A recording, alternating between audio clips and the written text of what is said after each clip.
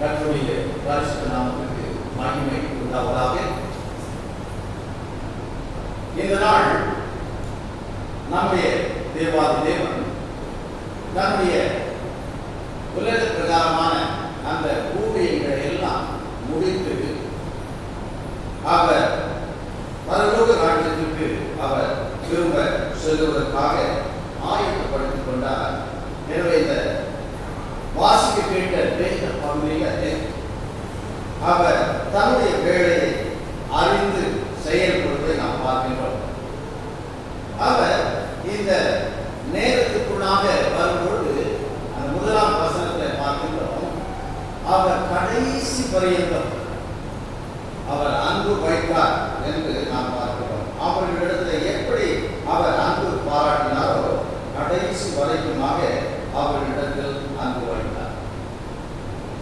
யாரிடத்திலே தேவன் அன்பு வைத்தார் என்று நாம் பார்க்கும் பொழுது அவர்கள் இப்பொழுது பஸ்கா பண்டிகையை அனுசரிக்கும்படியாக கூடி வந்திருக்கிறார்கள். அதில் யார் யாரெல்லாம் இருந்தார்கள் என்று பார்க்கும்போது இங்கே சீஷர்கள் இருந்தார்கள் என்று கூறப்பட்டிருக்கிறது. மற்றவர்கள் யாராவது அழைக்கப்பட்டிருந்தார்களா பங்குபட்டார்கள் என்று நாம் தெரிந்து கொள்ள முடியவில்லை. எனவே தேவன் அவர்கள் மீது அன்பு வைத்தார், கடைசி பரியந்தம் அன்பு வைத்தார். எனவே இந்த அன்பின் தேவன் நாம் செய்கின்ற காரியங்களை வைத்து நீ இப்படி செய்தால்தான் உன்னிடத்தில் நான் அன்பு பாராட்டுவேன், நீ இப்படி செய்தால் நான் உன்னை வெறுத்து விடுவேன், நான் அன்பு பாராட்ட மாட்டேன் என்று சொல்லுகின்ற தேவன் அல்ல. தேவன் அன்பாய் இருக்கின்றார். எப்பொழுது சொன்னால் எப்பொழுதும் அவர் அன்பாய் இருக்கின்றார்.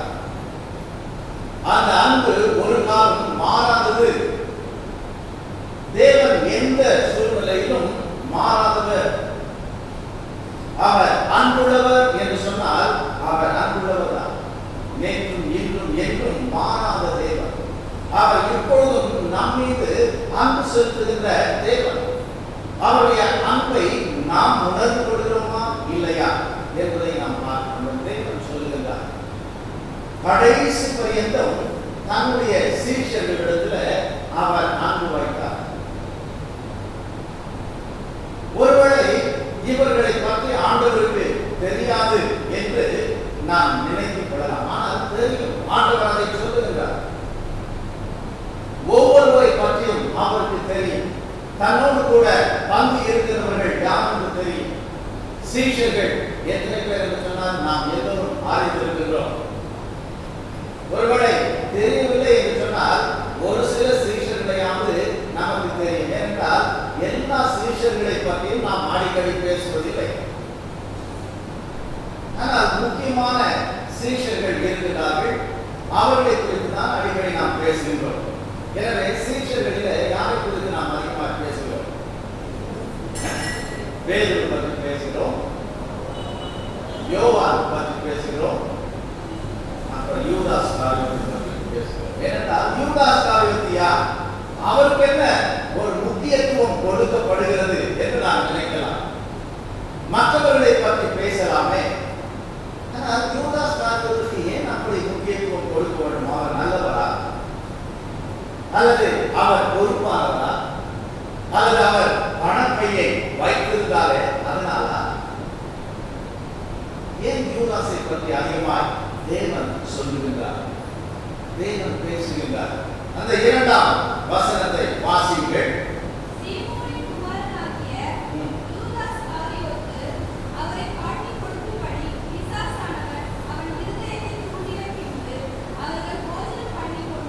இங்கே அந்த யூதாஸ் காரியத்தை சொல்லும் பொழுது வேறு எந்த யூதாஸ் காரியத்து யாரோ இருக்கிறார்கள் என்று நினைக்க வேண்டாம். அந்த யூதாஸ் காரியத்து யார் என்று சொன்னால் அவருடைய தகப்பனுடைய பெயரையும் சொல்லி இவருடைய மகன் யூதாஸ் காரியத்து என்று சொல்லுகிறார். அது மாத்திரமல்ல, அவன்தான் தன்னை காட்டிக் கொடுக்க போகிறவன் என்பதையும் தேவன் அறிந்திருந்தார். எனவே அவர் சொல்லுவதை போல கடைசி பரியந்தம் அவர் அன்பு பாராட்டினார். அந்த அன்புல எந்த மாற்றமும் இல்லை. எனவே தேவன் அந்த யூதாஸ் காரியத்தினிடத்திலும் கடைசி பரியந்தம் அன்பு வைத்தார். அவன் செய்த எந்த காரியமும் தேவனுடைய அன்பை மாற்றிவிடவில்லை. நாம் நினைக்கலாம், இந்த ஆண்டவர் எப்படி யூதாஸ் காரியத்தை நேசிப்பார், எப்படி அவர்களிடத்தில் அன்பு பாராட்டுவார், இவன் தான் காட்டிக் கொடுக்க போகிறார் என்று ஆண்டவர் அறிந்திருந்தாரே என்று சொல்லலாம். அதைத்தான் ஆண்டவர் சொல்லுகிறார், அவர் அன்பில் மாறாதவர்.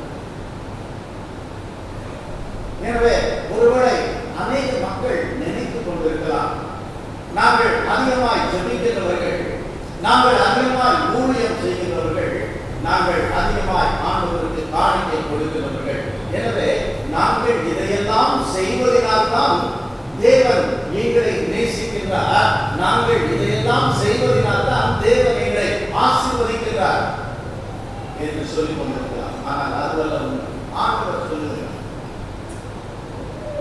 நான் உன்னை நேசிக்கின்றேன். அருமையா நாம் ஆண்டவரை பாடுகிறோம். வா பாவி, மலைத்து நில்லாதே, திகைக்காதே. என்னையா ஆண்டவர் நேசிக்கிறார்? உன்னைதான். உன் பாவங்களை நான் அறிந்திருக்கின்றேன். உன்னிடத்தில் ஒன்றுமில்லை என்பதை நான் அறிவேன். என்னிடத்தில் என்ன ஆண்டவர் இருக்கிறது? என்னையா நீ நேசிக்கிறேன், உன்னைதான் நேசிக்கிறேன். எனக்கு ஆண்டவர் சொல்லுகிறார், நான் உன்னை நேசிக்கிறேன். அதை நம்முடைய உள்ளம் ஏற்க மறுக்கலாம். ஆனால் ஆண்டவர் சொல்லுகிறார், என்ன காரியத்தை சொன்னார்? ஆண்டவரே, நீர் என்னை நேசிக்கிறீர்கள். நான் எப்படிப்பட்ட பாவி என்று அறிவீர்கள். நேசிக்கிறீர்களா? நான் உன்னை நேசிக்கிறேன் என்றார். அவருடைய அன்பு மாறாதது. எனவே நாம் ஒவ்வொருவரையும் ஆண்டவர் நேசிக்கிறோம். யூதாஸ் அவருடைய ஆண்டவர் நேசித்தார். ஒருவேளை ஆண்டவர் அவர்கள் அமர்ந்திருக்கும் பொழுது இந்த யூதாஸ் காரியத்திற்கு ஆண்டவரை காட்டிக் கொடுக்க போகிறான் என்று அறிந்திருந்து, சரி அவன் போகட்டும் என்று சொல்லி அவன் போன பிறகு எனக்கு அன்பாய் இருக்கிற சீஷர்களுடைய கால்களை நான் கழுவுவேன் என்று அவர் சொல்லவில்லை. அல்லது விசாசானவன் அந்த 2ஆம் வசனத்தில் நாம் என்ன பார்க்கணும் என்று சொன்னால், அந்த இடத்துல காட்டி கொடுக்கும்படி யார் அங்கே செயல்பட்டது? விசாசானவன் அவன் இருதயத்தை தூண்டின பின்பு, அவன் இருதயத்தை பிசாசு ஆட்கொண்டு அவனை தூண்டுகின்றார். நீ இயேசுவை நேசித்தால் உனக்கு என்ன லாபம்? உனக்கு கையிலே காசு கிடைக்கும். எனவே எது முக்கியம்? எனவே அந்த இயேசுவை நீ காட்டி கொடுத்து விட்டால் உனக்கு காசு கிடைக்கும் என்று சொல்லும் பொழுது அதற்காக வகை பார்த்து கொண்டிருக்கிறார். எப்பொழுது அவரை காட்டி கொடுத்து விடலாம் என்று சொல்லி வகை கிளோடி கொண்டிருக்கிறார். அவன் உள்ளம் பிசாசினால் அங்கே தூண்டப்படுகிறது. பிசாசு புகுந்து விட்ட, பிசாசு தூண்டிவிட்ட அந்த இருதயத்தை கொண்ட அந்த யூதாஸ் காரியத்தை தேவன் நேசித்தார். அது எந்த மாற்றமும் இல்லை. எனவே அவர் தம்முடைய அன்பை வெளிப்படுத்துகின்றார். நம் உள்ளத்தை ஆண்டவர் அறிந்திருந்தார். அவர் அன்பு மாறார். எதுவரைக்கும் நாம் ஜீவனோடு இருக்கும் வரைக்கும் நம்மிடத்தில் அன்பு பாராட்டுவார். அவர் அன்பிலே மாறாதவர். நம்முடைய அன்பு மாறிவிடலாம்.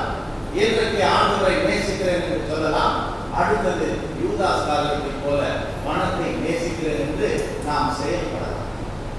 அல்லது ஆண்டவரை நான் நேசிக்கிறேன் என்று சொல்லலாம், ஆண்டவரை காட்டிலும் எனக்கு இன்பமாய் இருக்கின்ற பாவமான காரியத்தை நேசிக்கிறேன் என்று ஆண்டவரை விட்டு பாவமான காரியங்களை செய்து போடலாம். ஆனால் தேவனுடைய அன்பு மாறாது.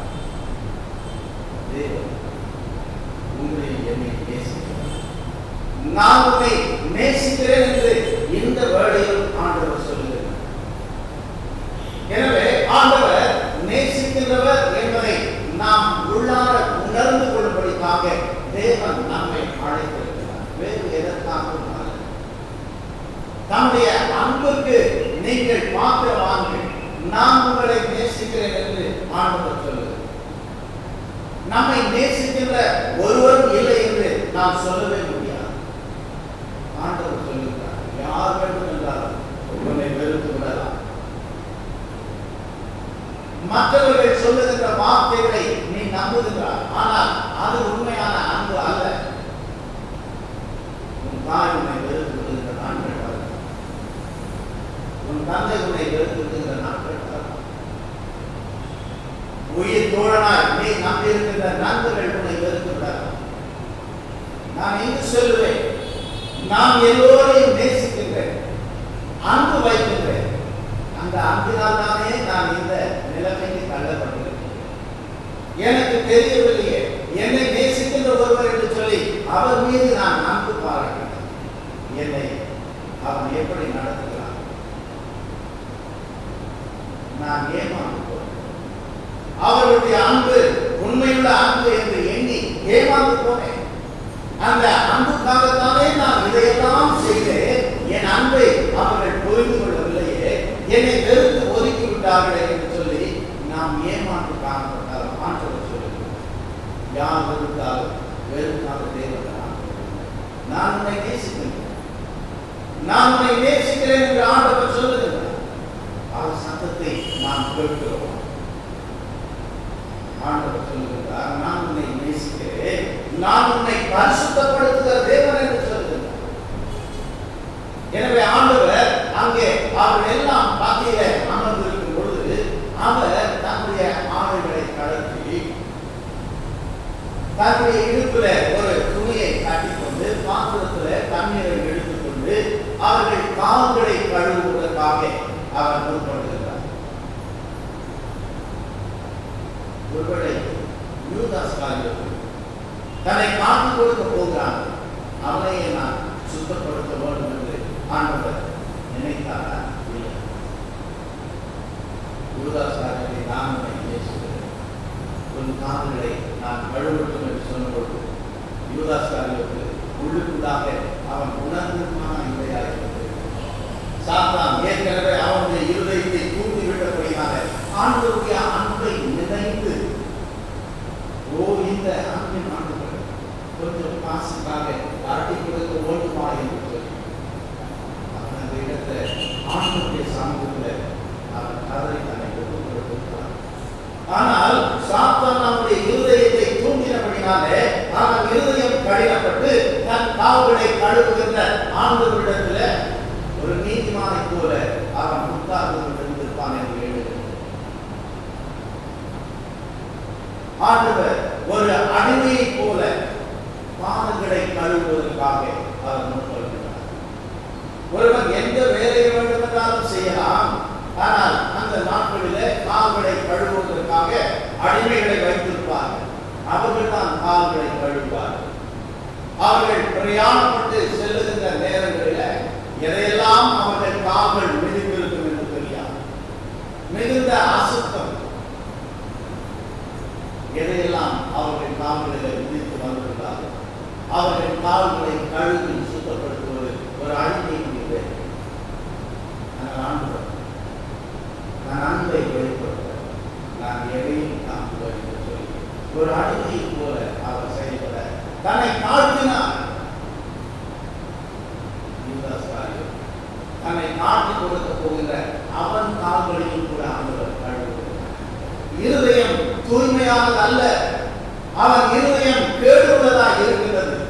அதை அறிந்த ஆண்டவர் அவன் கால்களை கழுவுகிறார். எதற்காக கழுவ வேண்டும்? யூதாஸ் காரியத்தை நீ செய்வதை சீக்கிரமாய் செய்ய என்று சொல்லி கால்களை கழுவி ஆண்டவர். இன்றைக்கு நம்முடைய வாழ்க்கையில நாம் தேவனுக்கு பிரியமானதை செய்தாலும் கால்களை கழுவுகிற தேவன் அவருக்கு பிடித்தமில்லாத காரியங்களை செய்தாலும் அவர் நம் மீது வைத்திருக்கிற அன்பினாலே நம் கால்களை கழுவியாக. ஒருவேளை இயேசுவை நேசிக்க வேண்டிய உள்ளத்துல உலகம் இந்த பிசாசு நம் உள்ளத்திலே புகுந்திருந்தார். மகனே மகளே நான் உன்னை நேசிக்கிறேன் என்று நம் கால்களை கழுவுகிறேன். அதனாலே நாம் ஏமாந்து போய்விடக் கூடாது. என் கால்களை ஆண்டவர் கழுவினார் என்று சொல்லும் பொழுது நான் பரிசுத்தமானேன் என்று சொல்லுவதற்கு இல்லை. பிசாசு அவன் உள்ளத்தில் ஏறிய பொழுது ஆண்டவர் அவன் கால்களை கழுவினார். எனவே நம்முடைய வாழ்க்கையில எதை செய்வதற்காக நாம் ஆயுதமாக இருக்கிறோம், எதற்காக திட்டமிட்டுக் கொண்டிருக்கின்றோம்? மனுஷன் முகத்தை தான் பார்க்கிறான், ஆனால் தேவன் நம் உள்ளத்தை பார்க்கிறார். என்னென்ன காரியங்களை நாம் நினைத்திருக்கின்றோம்? சுயநலக்காரர்களாக நாம் தான் முக்கியம். என் ஆண்டவருடைய அன்பு பெரிதல்ல. என் ஆண்டவர் எனக்கு இதை செய்ய வேண்டும், அதை செய்ய வேண்டும். அவர் எதை செய்தாலும் என் வாழ்க்கையில நான் வகுத்த பாதையில நான் போய் கொண்டிருப்பேன் என்று சொல்லி ஆண்டவருடைய சத்தத்தை கேட்டாலும் வாழ்க்கை மாறாமல் நாம் வாழ்ந்து கொண்டிருக்கிறோமா? இன்னும் என்னென்ன காரியங்களை செய்ய போகிறோம் என்பதை நாம் அறிவோம், ஆண்டவர் அறிவார். சில நேரங்களில நம்மை நாமே வெறுக்கின்ற அளவிற்கு சில காரியங்களை செய்து கொள்கிறோம். ஏன் தான் இந்த காரியத்தை செய்கிறோம்? ஓ, நான் இவ்வளவு மோசமானவனாக மாறிவிட்டேன், எப்படி நான் இப்படி மாறினேன்? நன்றாகத்தானே இருக்கு, எப்படி இந்த பாவத்தில் நான் சிக்கினேன்?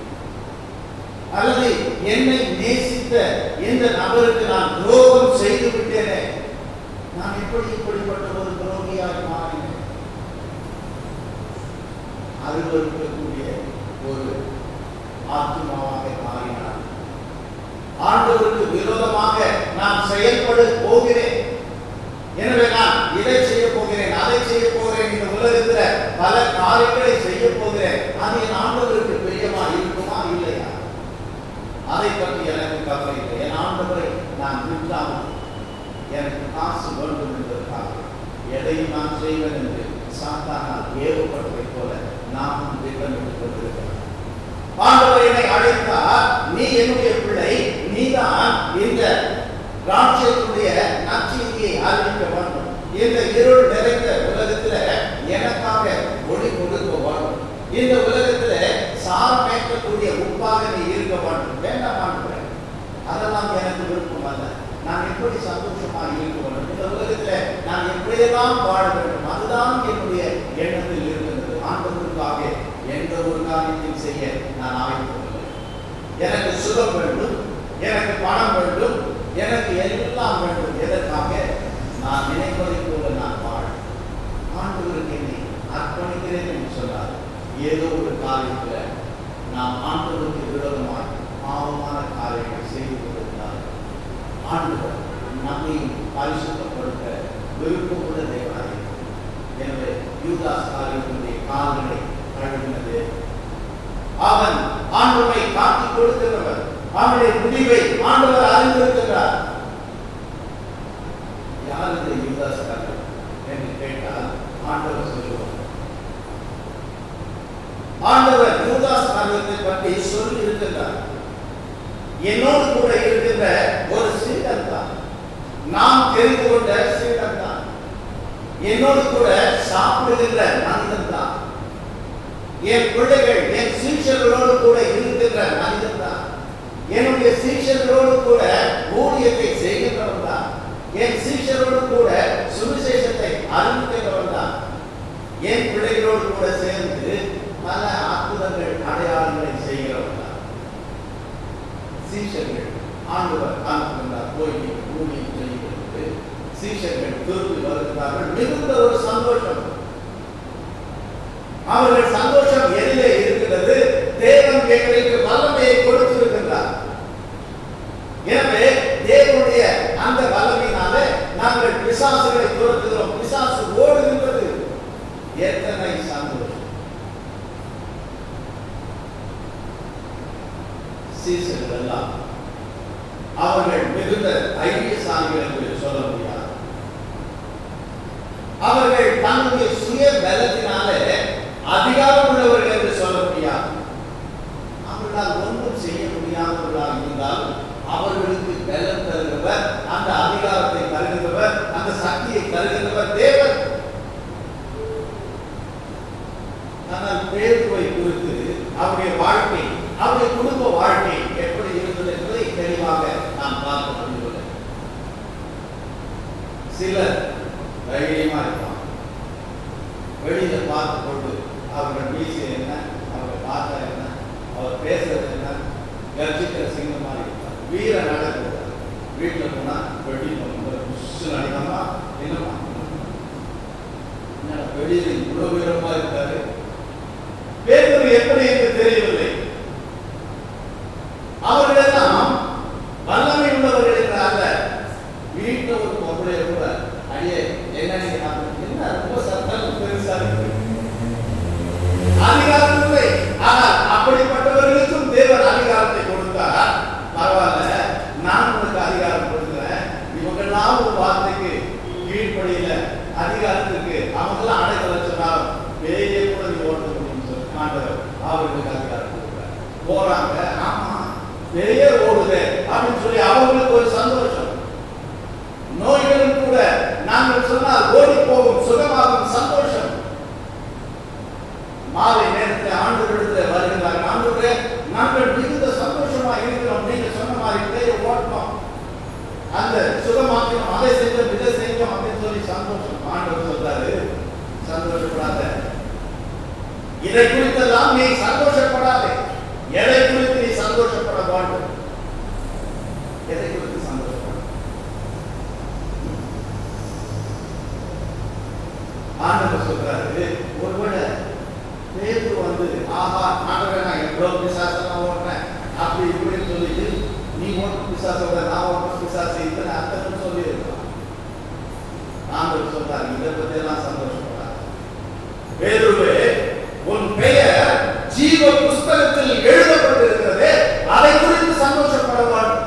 தேவன் கொடுத்த அதிகாரத்தை நீ பயன்படுத்தி நீ ஒரு பெரிய ஆள் என்று சொல்லி உன்னை பிரஸ்தாபப்படுத்தி அதிலே மகிழ்ச்சி கொண்டாய்.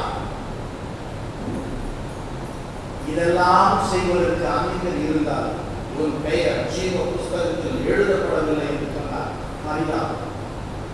எனவே நம்முடைய வாழ்க்கையில ரட்சிப்பை தேவன் கொடுத்திருக்கிறாரே, எந்த பாவத்திலிருந்து மீட்டெடுத்திருக்கிறாரே, அதிலே சந்தோஷப்படு என்று ஆண்டவர் சொல்கிறார். எனவே எனக்கு எந்த விதமான ஒரு பதவியும் ஆண்டவர் கொடுக்கவில்லை என்று சொன்னால் ஆண்டவரை பற்றி நான் என் ஆத்மாவை நீ ரட்சித்து மீட்கிற நன்றி என்று அதிலே நாம் சந்தோஷப்பட வேண்டும். சில பேர் சொல்லலாம், உனக்கு ஆவியும் இல்லை, உனக்கு வல்லமையும் இல்லை. நாங்கள் இதையெல்லாம் செய்கிறோம் என்று சொல்லலாம். ஆனால் ஆண்டவர் சொல்லுகிறார், அவர்கள் சந்தோஷப்படுவது சரியல்ல. ஆனால் மகனே, மகளே, உனக்கு எது இல்லை என்று சொன்னால், நான் உன்னை நேசித்து உன்னுடைய ஆத்மாவை மீட்டுக் கொண்டனே, உன்னுடைய பெயரை ஜீவ புத்தகத்திலே எழுதியிருக்கிறேனே, நீ ஏன் அதை குறித்து சந்தோஷப்படக்கூடாது என்று சொல்லுகிறார். எனவே யார் எதை சொன்னாலும் நாம் தைரியமாய் சொல்லலாம். ஆமா, நாங்கள் ஒன்றுக்கு முதவாதவர்கள், எங்களுக்கு ஜெபிக்க தெரியாது, எங்களுக்கு பேர் போட தெரியாது, எங்களுக்கு இந்த அற்புதங்கள் அடையாளங்களை செய்ய தெரியாது. ஆனால் என் தேவன் என்னை மீட்டுக் கொண்டார். என்னுடைய பெயர் ஜீவ புஸ்தகத்தில் எழுதப்பட்டிருக்கிறது. நான் ரட்சிக்கப்பட்ட பிள்ளையாக வாழ்கிறேன். இதை விட சந்தோஷம் எனக்கு என்ன? எனவே ஆண்டவர் சொல்லுகிறார், இதை குறித்து நீ சந்தோஷப்படாத, ரட்சிப்பை குறித்து, உன்னை மீட்டுக் கொண்ட ஆண்டவரை குறித்து நீ மகிழ்ச்சியால் வாழலாம் என்று சொல்லுகிறார். எனவே அந்த தினங்களெல்லாம் வரும்பொழுது அதில் யூதாஸ் காரியத்துக்கு வந்திருக்கும். ஆனால் ஆண்டவர் சொன்ன அந்த வார்த்தையை அவன் கேட்கவில்லை. ஏனென்றால் அவனுடைய எண்ணம் அதிலே இல்லை. பணம் பணம் என்று சொல்லி பணத்திலே அவன் குறிக்கோளாக இருக்கிறான். ஆனால் தன்னுடைய ரட்சிப்பை குறித்தோ நான் ஆண்டவருடைய பிள்ளையாக இருக்கிறேனா என்பதை குறித்தோ அவன் கவலைப்படாமல், பிசாசானவன் தன்னை தூண்டினாலும் அதை குறித்து அவன் அதை பெரிதாக எண்ணாதபடிக்கு ஆண்டவரை காட்டி கொடுத்தால் எனக்கு பணம் கிடைக்கும் என்று சொல்லி அவனும் கூட ஊழியக்காரர்களோடு கூட இருந்து ஊழியத்தை செய்தவன். அவன் பெயர் ஜீவ புஸ்தகத்தில் எழுதப்படவில்லை. எனவே ஆண்டவர் அவனை குறித்து தெளிவாய் சொல்லுகின்றார். ஓ யூதாஸ் காரியத்தா, நான் அவனுக்கு எவ்வளவு வல்லமை கொடுத்திருக்கிறேன், அவன் எவ்வளவு பிசாசுகளை ஓட்டினான், அவன் எவ்வளவு ஊழியர்களை செய்தான், அவனை நான் ட்ரெஷரராக வைத்திருக்கிறேன், எனவே அவனுக்கு ஒரு பதவியை கொடுத்திருக்கிறேன், எனவே அவன் தான் ஆசீர்வதிக்கப்பட்டவன் என்று ஆண்டவர் சொல்லவில்லை. யாருங்க யூதாஸ் என்று சொல்லும் பொழுது ஆண்டவர் சொல்லுகிறார், ஐயோ அவனா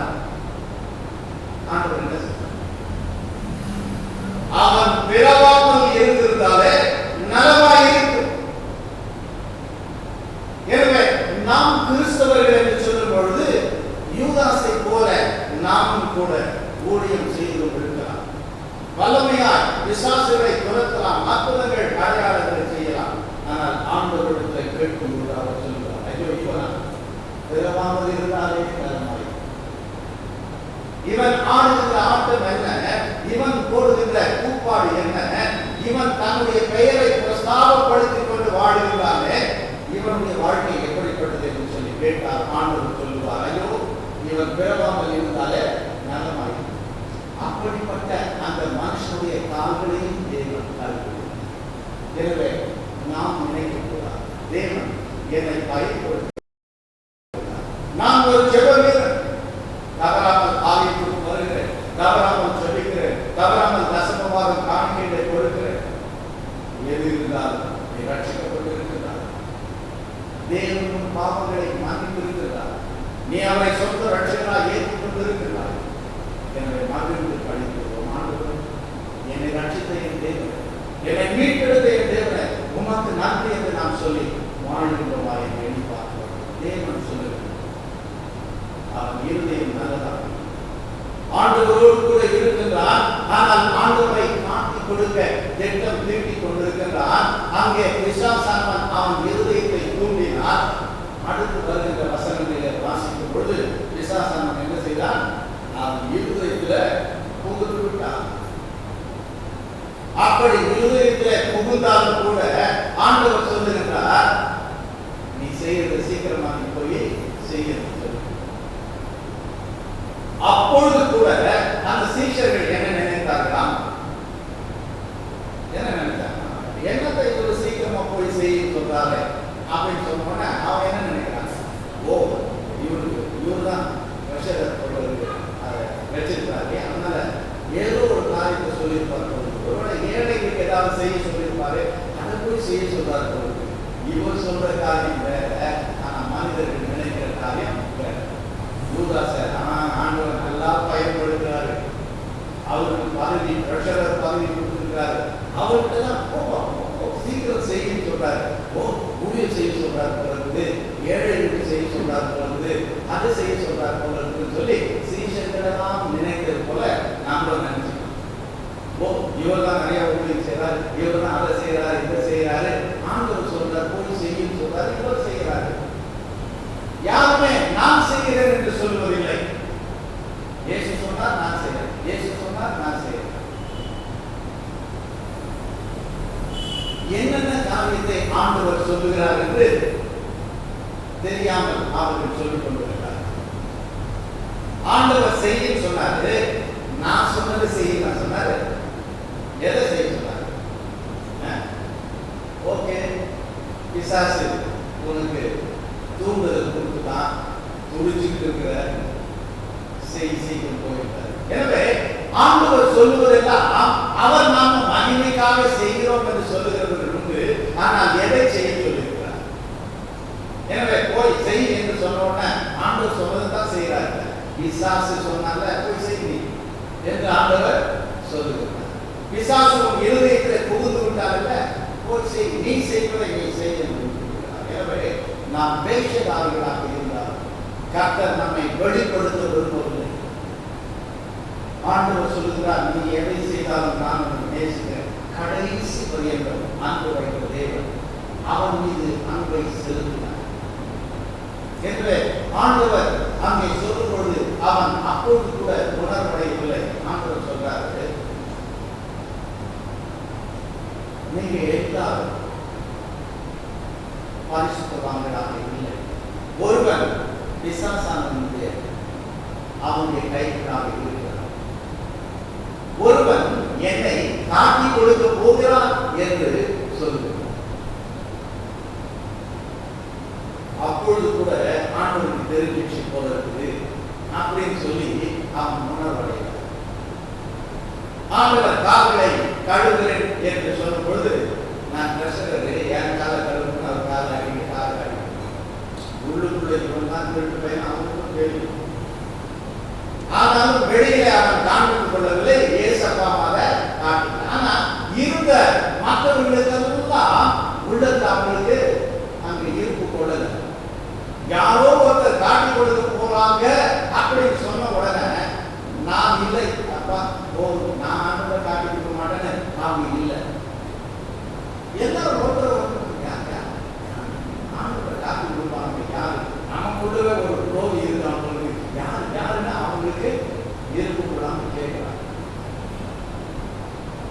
எல்லாரும் கேட்கிறாங்க நானா நானா நானா. ஆனா ஆண்டவர் கிளியரா ஒருத்தருக்கு மாத்திரம் சொல்றாரு, இவன் நம்ம என்ன காட்டி கொடுப்பான். யார்? யோவான் சொல்றாரு. யோவான் ரொம்ப நெருக்கமா ஆண்டவர் காலை கழுவு பிறகு அவர் ஜாலியா ஆண்டவர் மண்டியில அவர் சாமி. எப்படிப்பட்ட ஆண்டு பார்த்தீங்கன்னா ஆண்டவர் அவர் சாப்பிட போகிறாரு, மறைக்க போகிறாரு, நான் என் பிதாவிடத்துல போக போறேன்னு சொல்றாரு. தாங்க முடியாத வேதனை. ஆனால் அத்தனை வேதனைகளையும் நான் எப்படி தாங்க போகிறேன் என்று ஆண்டவருக்கு தெரியவில்லை.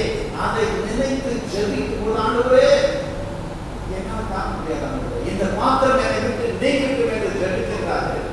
அவர் அந்த வேதனையோடு கூட ஜெபிக்கும் போது வேர்த்து, அப்படி வேர்வை வெளியேறும் பொழுது அது சாதாரணமான அந்த உப்பு நீராக அல்ல, ரத்தமாகவே சொல்லுகின்றது. எப்படிப்பட்ட வேதனையை தன் உள்ளத்தில் அவர் வைத்துக் கொள்கிறார். ஆனால் அதையெல்லாம் அங்கே காண்பித்துக் கொள்ளாமல் ஜாலியா பஸ்கா உணவெல்லாம் சாப்பிட்டு காலெல்லாம் கழிவுட்டா ஜம்முன்னு சாமி. எனவே மக்கள் எல்லாம் யார் காட்டிக் கொடுப்பது என்று கேட்கும் போது சரி சொல்லி பேரு அங்க யோவான் பேச அவங்களுக்குள்ள எப்படிப்பட்ட ஒரு ஐக்கியத்தில உறவில அவர்கள் இருந்திருப்பார்கள் சொன்னா அதை நம்ம அந்த இடத்துல பார்க்கிறோம். எப்படி ஆண்டவருடைய பிள்ளைகளாக சீஷர்களாக அவங்க இருந்தாங்க அப்படின்னு சொல்லும் போது இயேசுடைய மாதுல அவர் சாந்தி இருக்கிறாரு. யார் கேட்க பேருங்களா? பேருக்கு ரைட், இவனை பிடிச்ச காரியம் நடக்கும். இயேசு பக்கம் ரொம்ப க்ளோஸா இருக்காரு. உடனே அவர் கேட்டு சொல்லணும் அப்படின்றதுனால மெதுவாக யாரும் கேட்டு சொல்றீங்க அப்படி சொன்னாங்க. செய்தி காட்டுறாரு. எனவே அந்த செய்தியை ஆண்டவர் பார்த்தாரோட தெரியாது, அல்லது மற்ற சிகிச்சைகளெல்லாம் பார்த்தாரோட தெரியாது. ஆனா யோவானோட பேசுறதுக்கு வேறொரு வார்த்தை தேவையில்லை. எவ்வளவு ஒரு நெருக்கமான ஒரு உறவு. நமக்கும் அப்படிதான்.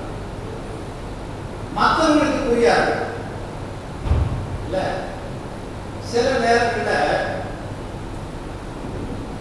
டக்குன்னு நம்முடைய காரியங்கள் எல்லாம் மாறி நம்ம சாதாரணமாக தான் பார்ப்போம். அதே நேரத்தில் நம்ம மனைவியை பார்ப்போம். மற்றவங்களுக்கு தெரியாது, ஆனால் அவங்களுக்கு புரியும். ஓ, இங்கே ஏதோ புரிய ஒரு டக்கு நாம அதை சரி செய்யும். அதை போல நெருக்கமாக அன்போடு கூட இருக்கின்ற அந்த அது ஒரு பழமொழி சொல்லுவாங்க.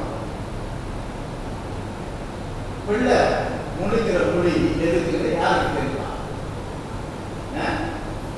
நாய்க்கு தெரியும்.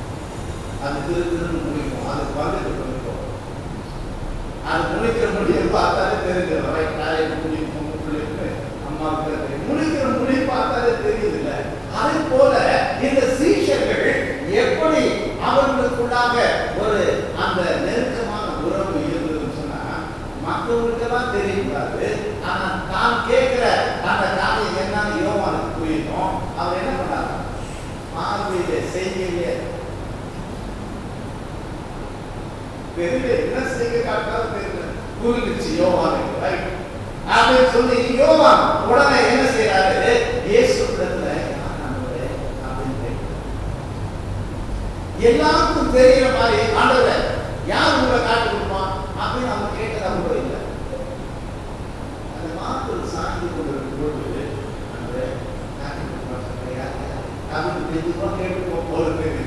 ஆண்டவரும் அதை எல்லாருக்கும் தெரிவிக்கணும்னு சொல்லி அவனை அங்கே அசிங்கப்படுத்துவார். ஆண்டவரும் சொல்றாரு நான் காப்பா அப்படின்னு சொன்ன ஆண்டவர் எவ்வளவு ஒரு அண்டர்ஸ்டாண்டிங்கா இருக்காரு. யோகனோட சரி நான் இதை தொட்டு யாருக்கு கொடுக்கணும் அப்படி மற்றவங்களுக்கு தெரியாது. இவர் தொட்டு அங்கே யூதாஸ் காரியத்தை கொடுக்கும் போது கஷகரை நல்லா கவனிக்கிறார்.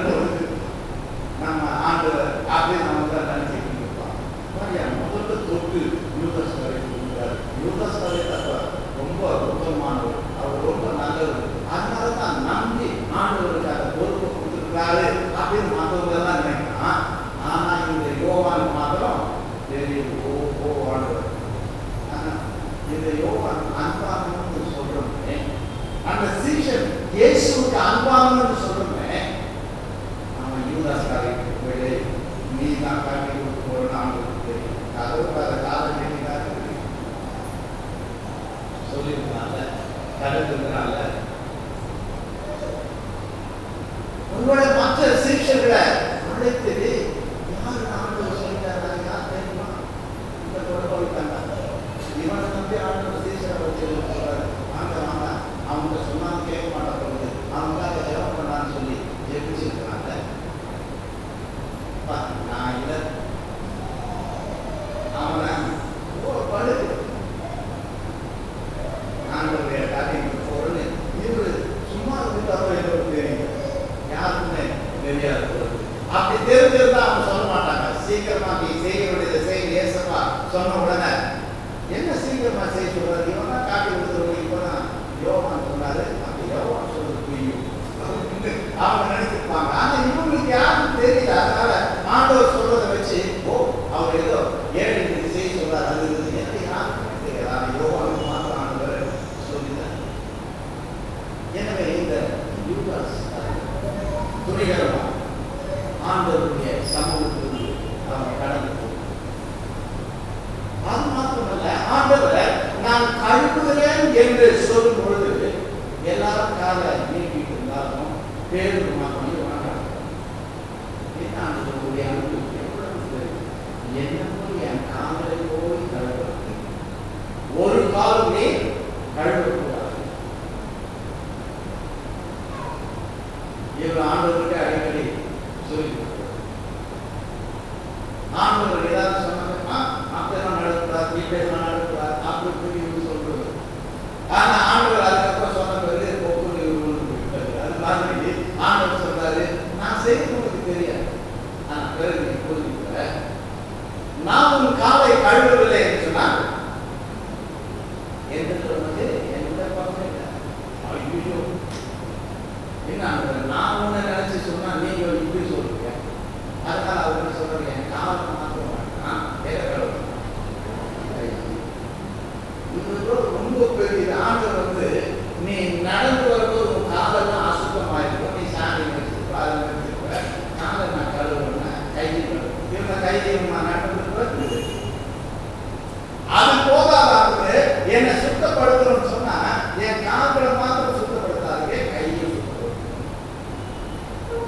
கையை நான் என் தலையும் நீங்க கழுவு. கால் தான் அழுத்தப்பட்டது இல்லை, கையும் கரைப்பட்டதுதான். அதெல்லாம் யோசிக்கிறது இந்த மண்டை இதுவும் சுத்தம் முழுசுமா என்னை கழுவுன்னு சொல்லி ஆண்டு சொல்லிக்க வேண்டாம். மூலிகை எல்லாம் சுத்தமாக தான் காலை மாத்திரம் கழுவ போடுங்க. ஆண்டவர் காலை கழுவு. ஆண்டவர் இதையெல்லாம் செய்து விட்டு ஆண்டவர் சொல்றாரு, இதெல்லாம் உங்களுக்கு தெரியுதா நான் எதுக்காக செய்யறேன்னு சொல்லி. நீங்க என்னுடைய பிள்ளைகள், என்னுடைய சீஷர், நீங்களும் எப்படித்தான் இருக்கணும்னு சொல்லி நான் புதிய கற்பனையை சொல்லுவேன் என்று சொல்லுவேன். இன்றைக்கு என்ன நாடு கேட்ட நம்ம என்ன சொல்லுவோம்? மாண்டி டெஸ்ட். அதுதான் மாண்டி டெஸ்ட் அப்படின்னா அதெல்லாம் எங்களுக்கு தெரியாது. போஷனா மாதிரி எங்களுக்கு தெரியுமா? சொல்லுவோம் நாங்க. அது மாதிரி மாண்டி டெஸ்ட் தான் சொல்லுவோம். இதெல்லாம் கேட்க. எனவே அதனுடைய பொருள் என்ன அப்படின்னு சொன்னா அந்த பொருளை விலகி நாங்கள் என்ன செய்யணும்? எத்தனையோ காரியம் எங்களுக்கு தெரியாது. போக முடியாது. ஆண்டவர் சொல்றாரு தேர்ஸ்டே அப்படின்னு சொல்லி அதை அழைக்கிறாங்கன்னா தேவனுடைய பிள்ளைகள் சும்மா சொல்லவில்லை. அதுல ஒரு மொழியில மண்டே என்று சொல்லக்கூடிய ஒரு வார்த்தை இருக்கு. அது என்ன சொன்னா ஆங்கிலத்தில் மேண்டே என்று சொல்றாங்க. மேண்டேட்டரி மேண்டேட் சொன்னால் கட்டாயமா இதை செய்ய வேண்டும்.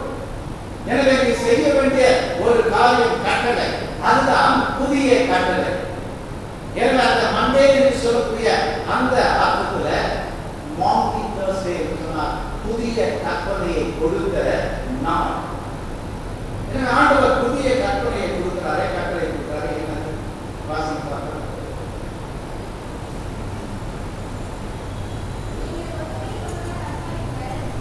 நீங்கள் ஒருவருக்கு ஒருவர் அன்பாய் இருக்கிறதுதான் புதிய கருத்து.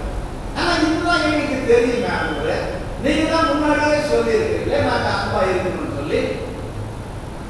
எப்படி அன்பா இருக்கணும் அப்படின்னு கேட்டா டக்கு நம்ம பதில் சொல்லணும்ல. அன்பா இருக்கணும்னு சொல்லிட்டீங்க, எப்படி அன்பு கூற வேண்டும், எவ்வளவு அன்பு கூற வேண்டும், ஒருத்தரிடத்துல ஒருத்தர் அன்பு கூறணும் அப்படின்னு சொன்னா எவ்வளவு அன்பு கூறுவது, அல்லது எப்படி அன்பு கூறுவது, இப்படி அன்பு கூறினா போதுமா அப்படின்னு நம்ம கேட்கலாம். ஆண்டவர் அதுக்கு ஒரு மெஷர்மெண்ட்டை கொடுக்குறாரு, ஒரு அளவு. நீ எப்படி தெரியுமா அன்பு கூறணும், எதை போல தெரியுமா நீ அன்பு கூறணும், உங்க அம்மாவை நீ நேசிப்பதை போல மற்றவங்களை நேசி அப்படின்னு சொல்றாரு. யாரை போல நேசிக்கணுமா, உன்னை நீ நேசிக்கிறல்ல, எனவே அதுதான் ஆளு. உன்னுடைய சரீரத்தை, உன்னுடைய காரியங்களை நீ நேசிக்கிறல்ல, உன்னிலே நீ அன்பு கூறுவது போல பிறனிலும் அன்பு கூறுவார். எனவே நீ எவ்வளவு உன்னை நேசிக்கிறியோ அதை மாதிரி அவனை நேசி அப்படின்னு ஆண்டவர் சொல்லியிருக்காரு. உண்மைதானே? ஆனா இப்ப சொல்றாரு புதிய கட்டணா இதுதான் பழசாச்சுன்னா, இப்ப ஆண்டவர் சொல்றாரு அதை விட ஒரு மேல படி, உன்னை நேசிப்பது போல நீ மற்றவர்களை நேசிக்கிறதுன்னு சொல்லாத. ஆண்டவர் இப்ப என்ன சொல்றாரு, நான் உங்களை நேசிப்பதை போல. உன்னுடைய அன்பு எப்படி இருக்க வேண்டும், அது இயேசுவின் அன்பை போல் இருக்க வேண்டும். இயேசப்பா எப்படி நேசித்தாரோ அப்படி நீ மற்றவங்களை நேசிக்கணும். இப்ப இயேசப்பா தன்னை காட்டி கொடுக்க போற பிசாசு புகுந்த அந்த மனுஷனை நேசிச்சாரு. நாங்களும் நேசிக்கிறதுக்கு ஆயுதம் தான். ஆனா எந்த பிசாசம் பண்ணா நேசிக்க மாட்டோம். எங்க வீட்டுல இருக்கிற அந்த பிசாசம் மாத்திரம் நேசிக்க முடியாது. ஆனா இயேசு நேசிக்கிறாரு.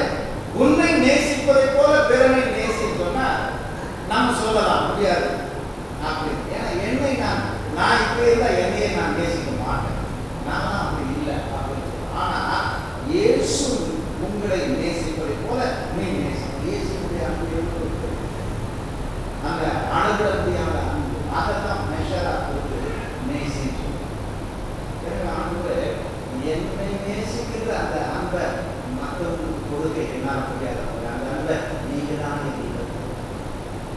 ஆண்டவர் சொல்றாரு, நீ இயேசுடைய பிள்ளைன்னு சொன்னா, நீ இயேசுடைய சீஷன் சொன்னா உனக்கு ஒரு பேட்ச் ஐடென்டிஃபிகேஷன் கார்டு இருக்குதுன்னு சொன்னா இதுதான்.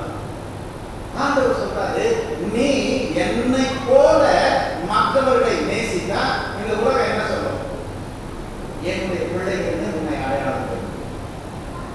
இவங்க எப்படி அவங்களை எப்படி நேசிக்கிறாங்க, அதான் அவங்க தான் இயேசுவாங்க அப்படின்னு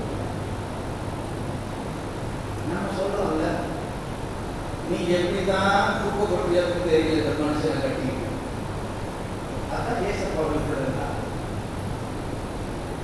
அதனாலதான் ஆண்டவர் எனக்கு இந்த மாதிரி ஒரு கணவனை கொடுத்துருக்காரு. இந்த கணவனை வேற யாருக்காவது கொடுத்துருந்தா, உன்ன மாதிரி யாருக்கு கொடுத்துருந்தா அமைப்புகளை போட்டு நாங்கள் எப்போ அனுப்பிவிட்டோம்.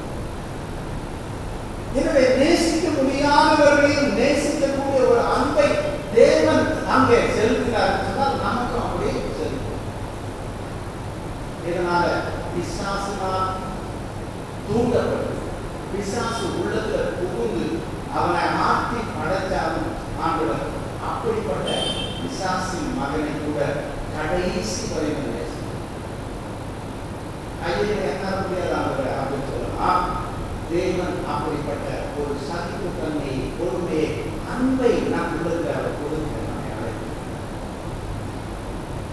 நம்மை கால்களை கழுவுகிறது. பெரிய பரிசுத்தவான் என்று சொல்ல இல்லை, கால்கள் சுத்தமாக இருக்கிறதை நாம் தான் கழுவுகிறேன் என்று ஆண்டவர் சொல்லுங்கள். பேதுரு சொல்றாங்க, நான் கழுவு, நீங்க கழுவுனாதான் சுத்தமாகுங்க, நாங்கள் கழுவு. நிறைய பேர் அப்படி சொல்றாங்க. இயேசு பாவங்களை கழுவ அவர்கள் ஆண்டவரை அனுமதி புரியல. ஆண்டவர் சொல்றாங்க, நான் கழுவாதான் என்னோடு உங்களுடைய உறவு வேண்டாம், நான் பரிசுத்தமாயிருவேன். எனக்கு தெரியும் ஆண்டவரை எப்படி பரிசுத்தமாக இருக்குன்னு சொல்லி சொல்லி நம்ம நினைச்சிருக்கலாம். இல்லை, நான் தான் உன்னை கழுவுவேன், நான் உன்னை கழுவினால் தான் நீ சுத்தமாகும்.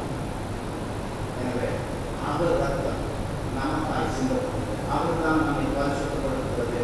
நம்மை பரிசுத்தப்படுத்திக் கொள்ள வெளியில வேணா நம்ம பரிசுத்தத்தை காண்பிக்கலாம், உள்ள மாற்றத்தை தர முடியாது. அது மற்றவர்களுக்கு வேண்டும் என்றால் தெரியாமல் இருக்கலாம். ஆண்டவருக்கு யாருடைய உள்ளத்துல எந்த பிசாசு ஆட்டி படைக்கிறது. சர்ச்சில் வந்து இந்த ஆட்டம் ஆடுறையா, வீட்டில் ஆடுறாங்க யாருக்கு எனக்கு தெரியாதா? எனவே நாம் வேஷக்காரர்களாக இருக்கிறோம். அனைவருடைய கேள்வி, ரட்சிக்கப்பட்டானா? அவன் ரட்சிக்கப்பட்டு இழந்து போய்விட்டான். ரட்சிப்பே இல்லை. அவன் ரட்சிக்கப்படவே இல்லை. ரட்சிக்கப்படாத ஒரு மனுஷன் ரட்சிக்கப்பட்ட பிள்ளைகளோடு கூட அவன் இருந்து வேஷக்காரியாய் வாழ்ந்தான். தன் வாழ்க்கையில ரட்சிக்கப்படாமலேயே அவன் சென்று சேர்ந்தான். எனவே தேவன் நம்மை மீட்டெடுப்பார் என்று சொன்னால் அந்த ரட்சிப்பை ஒருவரும் நாங்கள் எடுத்து போடவே. எனவே அந்த தேவன், நம்மை நேசிக்கிற தேவன், நம்மை கழுவி பரிசுத்தப்படுத்துகிற தேவன், நம்மை பரிசுத்தப்படுத்த அழைக்கிறார். என்னை கழுவி பரிசுத்தப்படுத்தும் கொடுப்போமா?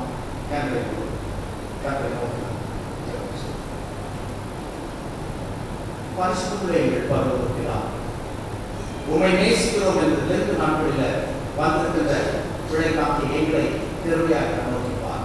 இது மாறுமான ஒரு அன்பு அல்ல. என் ஆண்டு எனக்காக சிலுவையை ஏற்றுக்கொண்டார், எனக்காக பாடுபட்டார். எனவே இந்த 2 நாட்களில் நான் என் மாம்சத்தை ஒடுக்குகிறேன். நல்ல உணவை நான் எடுப்பதில்லை, என்னுடைய அலங்காரங்களை நான் எடுப்பதில்லை. எனவே நான் ஆண்டவருக்காக இந்த நாட்களில் ஒதுக்கி அதிகமாக ஜெபிக்கிறேன், வேதம் வாசிக்கிறேன், ஊழியர்களுக்கு செல்கிறேன் என்று நான் எடுக்கிறேன். ஆனால் இந்த 2 நாட்கள் முடிந்த பிறகு ஆண்டவரை திரும்பி தள்ளி விலக காலையில் மறுபடியும் நான் ஓட ஆரம்பித்தார்கள்.